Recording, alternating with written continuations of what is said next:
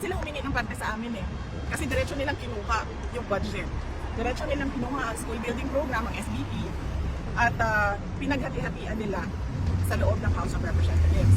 At diretso nilang inattach yung listahan nila doon sa GAA version, House version ng GAA. At inakyat nila sa Senate. In fact, during the Senate hearing ng Department of Education, lumabas yun at tinanong yun ni Senator J.B. Estrada. Pero nung nagsabi kami, at alam yun ni BBM, meron siya reaction eh. So, duda kung bakit bigla ngayon meron tayong investigasyon sa flood control projects. Kung seryoso talaga sila.